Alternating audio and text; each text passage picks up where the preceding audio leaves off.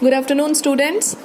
Hope you are clear with the previous topics and इस बार हम जो टॉपिक कंटिन्यू करने वाले हैं that is integrated rate law. तो इसको करने से पहले थोड़ा सा बता देती हूँ कि हम इसको कर ही क्यों रहे हैं। तो इससे पहले ना बेटा आपने एवरेज रेट करा था, तो मैंने एवरेज रेट का आपको फॉर्मूला बताया था कि एवरेज रेट निकालना कुछ डिफ़िकल्ट नहीं है। जितना भी कंसंट्रेशन में चेंज आ रहा है, final concentration minus initial concentration upon time taken करके आप निकाल सकते हो, ठीक है। और जो आपका इंस्टेंटेनियस रेट था उसके लिए थोड़ा सा सिचुएशन डिफरेंट था कि आपको स्लोप निकालना पड़ेगा। इसका मतलब पहले ग्राफ ड्रॉ करोगे, देन उसके बाद में स्लोप निकालोगे, तो वहाँ पे कुछ एरर आने के चांसेस हैं, ठीक है। तो इसका मतलब जो आपके पास इंस्टेंटेनियस रेट का फॉर्मूला था ना dx/dt करके, जो डिफरेंशियल फॉर्म में था, तो वो इतना ज़्यादा आप कह सकते हो कि बेस्ट नहीं है अगर आपने इस टॉपिक को कंटिन्यू करना है, ठीक है। या फिर इससे रिलेटेड क्वेश्चंस या फिर प्रॉब्लम्स कोई भी हो उसको सॉल्व करना है, तो this is not best method. तो डिफरेंशियल वाला जो मेथड है वो लिटिल बिट आपका क्या आ जाएगा, थोड़ा कन्वीनियंट नहीं आएगा। तो इसका मतलब हमें सेम एक्सप्रेशन को किस में कन्वर्ट करना है, इंटीग्रेटेड रेट लॉ में। हमने इंटीग्रेशन करके उसी मेथड से एक न्यू फॉर्मूला बना लेना है जिसको हम इजीली न्यूमेरिकल्स में यूज कर सकें, and this is known as integrated rate law. तो अब बच्चे नो डाउट आपके पास first order, zero order, second order and बहुत सारे ऑर्डर की रिएक्शंस हैं, लेकिन आपने इंटीग्रेटेड रेट लॉ सिर्फ दो चीज़ों के लिए करना है। एक करना आपने जीरो ऑर्डर के लिए और एक करना आपने फर्स्ट ऑर्डर के लिए। आपके सिलेबस में बस इतना है, zero order and first order. Zero order इतना इंपॉर्टेंट नहीं है, ठीक है, लेकिन फिर भी हम करेंगे इसको। मेनली जो आपने करना है that will be of first order, ठीक है। और इसी के बेसिस पे न्यूमेरिकल्स भी बहुत सारे आपके पास आएंगे। इसके जो हायर ऑर्डर हैं वो आपके सिलेबस में नहीं है, क्लियर। तो जीरो ऑर्डर का बड़ा छोटा सा है तो वो हम पहले कवर कर लेते हैं। तो सपोज आपके पास कोई जीरो ऑर्डर रिएक्शन है और आपने इंटीग्रेटेड रेट लॉ डिराइव करना है, ठीक है। अच्छा एक चीज़ और बता दूं, एक तो फॉर्मूला हो गए ना इसके बेसिस पे इंपॉर्टेंट, एक ये है इसका सीधा सीधा डेरिवेशन भी आपको क्वेश्चन में आ सकता है, और इससे रिलेटेड ग्राफ होते हैं और ग्राफिकली भी आपको क्वेश्चन आ सकते हैं। So that means it is very very important topic, ठीक है। It is important topic out of all the topics of chemical kinetics. Okay, तो हम कंसिडर करते हैं। तो सबसे पहले हम कंसिडर करेंगे एक general reaction. Consider a general reaction, R is giving the product P, ठीक है। अब आप क्या करोगे, कंडीशन लगाओगे। सपोज करो इनिशियली जब आपने स्टार्ट किया था तब क्या था, आपका जो टाइम था वो क्या था, जीरो। तब टाइम जीरो था और उस टाइम आपने रिएक्टेंट की कुछ ना कुछ कंसंट्रेशन ली होगी। मैं यहाँ पे क्या सपोज कर रही हूँ कि उस टाइम पे मेरे पास जो रिएक्टेंट था वो A था, क्लियर। और आपको पता है जब रिएक्शन स्टार्ट होता है तब प्रोडक्ट तो बिल्कुल नहीं बना होता, तो प्रोडक्ट तब क्या था, जीरो। उसके बाद में क्या आएगा, आफ्टर सम टाइम T, मान लो थोड़े टाइम के बाद। अब थोड़े टाइम के बाद जब आप ऑब्जर्व करते हो तो थोड़ी बहुत रिएक्शन हो चुकी होती है, थोड़ा बहुत प्रोडक्ट बन चुका होता है। तो हम यहाँ पे सपोज करते हैं कि X प्रोडक्ट बन चुका है।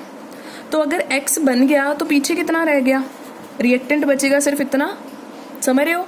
A में से X जो है वो प्रोडक्ट में कन्वर्ट हो गया, तो पीछे कितना रह गया, A माइनस X। यहाँ तक क्लियर है, आपने सपोज कर लिया। अब हम बात करते हैं रेट ऑफ द रिएक्शन की। Rate of reaction is given by, आप रेट ऑफ रिएक्शन को कैसे लिखोगे, dx/dt करके लिख सकते हो।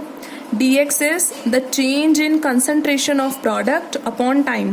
आप रिएक्टेंट की टर्म में भी लिख सकते हो, लेकिन प्रोडक्ट की टर्म में लिखना इजी है बिकॉज प्रोडक्ट के टाइम पे जो कंसंट्रेशन में चेंज होता है वो पॉजिटिव होता है, राइट। तो आप dx/dt लिख सकते हो। अब for a zero order reaction, जब आपके पास कोई जीरो ऑर्डर रिएक्शन होती है, ठीक है, तब क्या होता है आपके पास जो रेट ऑफ द रिएक्शन है that is directly proportional to concentration of reactant raise to power zero. जब आपके पास rate of the reaction concentration की पावर 0 पे डिपेंड करती है, तो मतलब 0 ऑर्डर रिएक्शन है। अब आपको ये समझाने की ज़रूरत नहीं है, बिकॉज हमेशा जो कंसंट्रेशन की पावर होती है वहाँ पे ऑर्डर आता है, और यहाँ पे 0 ऑर्डर है, तो इसका मतलब कंसंट्रेशन की पावर पे डिपेंड ही नहीं करेगा, सॉरी कंसंट्रेशन पे रेट ऑफ रिएक्शन डिपेंड ही नहीं करेगा।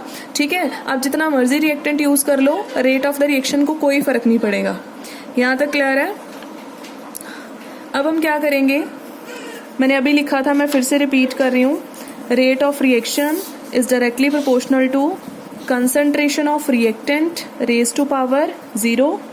अच्छा, रेट ऑफ रिएक्शन को हम लिख सकते हैं dx ओवर dt, और प्रोपोर्शनैलिटी अभी मैं ऐसे ही रहने दे रही हूँ। कंसंट्रेशन ऑफ रिएक्टेंट, आपको पता है जब हम ये रेट ऑब्जर्व कर रहे हैं उस टाइम आपका रिएक्टेंट जो है वो कितना रह चुका है, a माइनस एक्स। स्टार्टिंग वाला नहीं कंसिडर करना, क्योंकि स्टार्टिंग में तो रिएक्टेंट जो है वो फुल होता है, तो अभी रिएक्शन स्टार्ट ही नहीं हुई है। तो जब थोड़ा टाइम हो गया, रिएक्शन स्टार्ट हो चुकी है, तब कंसंट्रेशन कितनी है, a माइनस एक्स, और उसकी पावर क्या आएगी, 0। अब प्रोपोर्शनैलिटी को हटा के आप कोई कांस्टेंट k लगा सकते हो, स्मॉल k यूज़ करना है। Anything raise to power 0 is 1, तो इसका मतलब ये टर्म तो वैसे ही कैंसिल हो गई, dx ओवर dt आपके पास क्या आ गया, स्मॉल k। अब आपने क्या करना है, इंटीग्रेट बोथ साइड्स, दोनों साइड्स पे इंटीग्रेशन कर देनी है। ठीक है, वेट, एक स्टेप आप और कर लो तो बेटर रहेगा। मैं dt को ना दूसरी साइड पे शिफ्ट कर रही हूँ, वाई, क्योंकि एक साइड पे मेरे 2 वेरिएबल्स आ जाएंगे, एक x चेंज हो रहा है और एक टाइम चेंज हो रहा है। ठीक है, लेकिन मैंने क्या किया, टाइम के वेरिएबल को दूसरी तरफ शिफ्ट कर दिया और दोनों को अलग से इंटीग्रेट कर दिया। जब आप इंटीग्रेट करोगे तो आपको कुछ लिमिट्स लिखनी पड़ती हैं।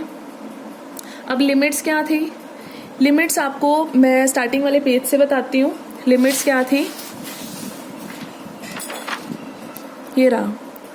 जब यहाँ पे देखो, हमने बात किसकी करनी है, एक बात करनी है टाइम की, एक बात करनी है हमने कंसंट्रेशन ऑफ प्रोडक्ट की। ठीक है, तो देखो जब रिएक्शन स्टार्ट हुई थी तब टाइम क्या था, 0, और उस टाइम पे आपका प्रोडक्ट भी क्या था, 0।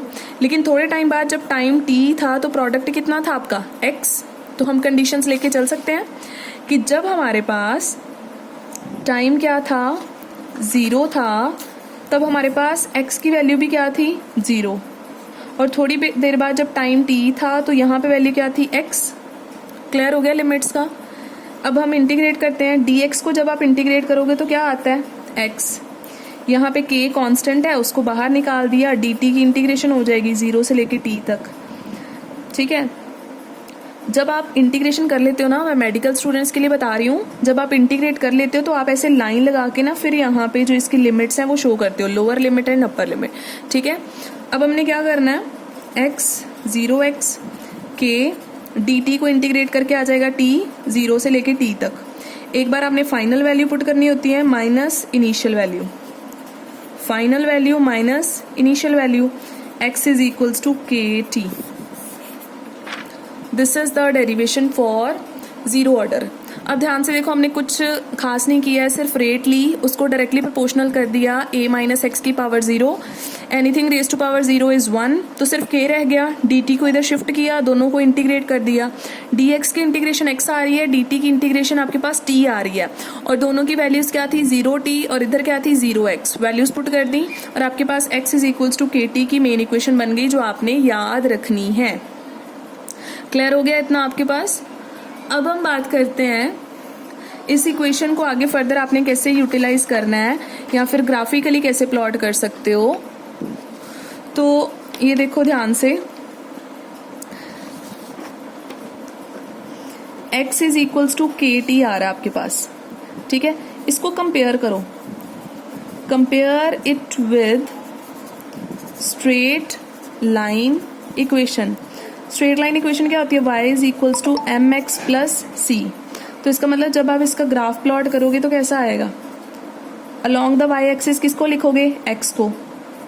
ठीक है, यानी कि कंसंट्रेशन ऑफ प्रोडक्ट को, और अलोंग द x एक्सिस किसको लिखोगे, टाइम को।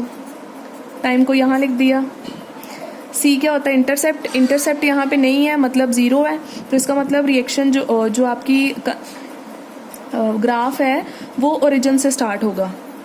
अब देखो स्ट्रेट लाइन स्ट्रेट लाइन आ रही है, ग्राफ इसको ऐसे प्लॉट कर देंगे, ये पता चल गया ना ओरिजिन से क्यों आएगा। और यहाँ पे m की वैल्यू क्या आ रही है, k। m पता ना आपको, ये क्या होती है, स्लोप। तो इसका मतलब अगर हम रिएक्शन की स्लोप निकालेंगे then slope of the reaction will be small k। Slope से हमें रेट कांस्टेंट का आइडिया लगेगा। क्लियर है, ये आपका ग्राफ आएगा। ये ग्राफ तब आएगा जब प्रोडक्ट की कंसंट्रेशन और टाइम में ग्राफ प्लॉट करोगे। लेकिन अगर आप ग्राफ प्लॉट करते हो किसमें, एक तरफ लिखते हो रेट ऑफ रिएक्शन और एक तरफ लिखते हो कंसंट्रेशन, ठीक है। तो रेट ऑफ रिएक्शन जो है वो कंसंट्रेशन, चाहे इधर हम रिएक्टेंट की लिख लें चाहे प्रोडक्ट की, ठीक है, सॉरी रिएक्टेंट की लिखेंगे डेफिनेटली। तो जब जीरो ऑर्डर रिएक्शन होती है तो आपको पता है रेट ऑफ रिएक्शन चेंज ही नहीं होती है, उसको कंसंट्रेशन ऑफ आर से कोई फर्क नहीं पड़ता। तो आपके पास जो ग्राफ है वो ऐसे आएगा parallel to the x axis, क्योंकि rate of the reaction full time change ही नहीं होगा। क्लियर हो गया इतना, ठीक है। और अगर अब हम बात करें यहाँ पे, एक होता है आपके पास टर्म आती है बेटा हाफ लाइफ टाइम। एक तो आपने मेन ये डेरिवेशन याद रखनी है, ठीक है, लेकिन फर्स्ट ऑर्डर की बहुत ज़्यादा इंपॉर्टेंट है as compare to zero order. तो एक आपके पास ना टर्म आती है हाफ लाइफ टाइम। अब हाफ लाइफ किसी भी चीज़ की क्या होगी, सपोज आपने रिएक्शन स्टार्ट करी, रिएक्शन को होने में 10 मिनट लग गए, ठीक है। तो अगर उसको 10 मिनट लग जाते हैं तो कंप्लीट होने में, और सपोज 5 मिनट के बाद ही, ठीक है, जब 5 मिनट होते हैं तो उसकी कंसंट्रेशन बिल्कुल हाफ रह जाती है। समझ रहे हो मेरी बात। रिएक्शन मैंने स्टार्ट करी, 5 मिनट के बाद क्या हुआ, मैंने स्टार्ट करी थी 10 मोल लेके, 5 मिनट के बाद मैंने चेक करा कि सिर्फ 5 मोल रह गए। तो इसका मतलब 5 मिनट के बीच में जो आपका रिएक्टेंट था उसकी कंसंट्रेशन बिल्कुल हाफ चली गई। इसका मतलब 5 मिनट आपका क्या हो जाएगा, half life time. So it is the time in which concentration of reactant becomes half of its initial value, ठीक है। अगर किसी भी रिएक्टेंट की कंसंट्रेशन अपनी इनिशियल वैल्यू से बिल्कुल हाफ रह जाती है तो that will be your half life time. Clear. तो अगर आपने हाफ लाइफ टाइम की डेरिवेशन करनी है तो आप क्या लिखोगे, आपको पता है x इज इक्वल्स टू क्या होता है, kt। तो when time is T half मतलब हाफ लाइफ टाइम। जब टाइम आपका हाफ लाइफ होता है तो x क्या होता है, प्रोडक्ट, और प्रोडक्ट उस टाइम कितना बनेगा, a/2। ये पता है मैंने a क्यों लिखा है, a क्या था आपका, इनिशियल कंसंट्रेशन किसी भी रिएक्टेंट का जो हमने कंसिडर करा था। तो अगर बच्चे हाफ लाइफ टाइम में जो आपका प्रोडक्ट है वो बिल्कुल क्या बन जाएगा, एग्जैक्टली हाफ, क्योंकि हाफ रिएक्टेंट पीछे रह गया और हाफ रिएक्टेंट प्रोडक्ट में कन्वर्ट हो गया। तो x की वैल्यू क्या लिखोगे, a/2, यहाँ पे पुट कर दो x की वैल्यू a/2 k और यहाँ पे t हाफ। तो आपके पास t हाफ की वैल्यू क्या आ जाएगी, a/2k, ठीक है। और हाफ लाइफ टाइम आपका किस पे डिपेंड कर रहा है, रिएक्टेंट स्टार्टिंग में कितना लिया था, के किस पे, और के पे डिपेंड कर रहा है, ठीक है। तो इसका मतलब स्टार्टिंग में आप रिएक्टेंट की कितनी कंसंट्रेशन लेके चलते हो वो बहुत मैटर करता है कि आपका हाफ लाइफ टाइम कितना आएगा। क्लियर हो गया। तो ये सारा था आपका जीरो ऑर्डर रिएक्शन के लिए। और इस काइंड का अगर आपको कोई न्यूमेरिकल आ जाता है तो वो ईजीएस्ट वन ही होगा, तो हम डिस्कस कर लेते हैं साथ में ही। Now this is the statement, ठीक है। नाउ अब देखिए यहाँ पे numerical, the rate constant of a reaction of zero order in a is 0.0030। Rate constant means small k, उसकी वैल्यू कितनी दे रखी है, 0.0030 मोल पर लीटर पर सेकेंड, ठीक है। रिएक्शन का ऑर्डर क्या देख रखा है, ऑर्डर है रिएक्शन का 0, ठीक है। How long will it take, मतलब हमने टाइम फाइंड आउट करना है for the initial concentration of A to fall from 0.10 molar to 0.075 molar, ठीक है।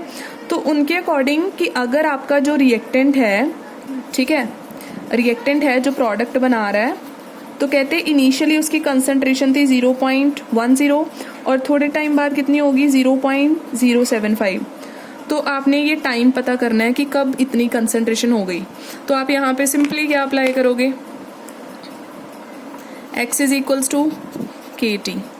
x क्या होता है, how much product is formed.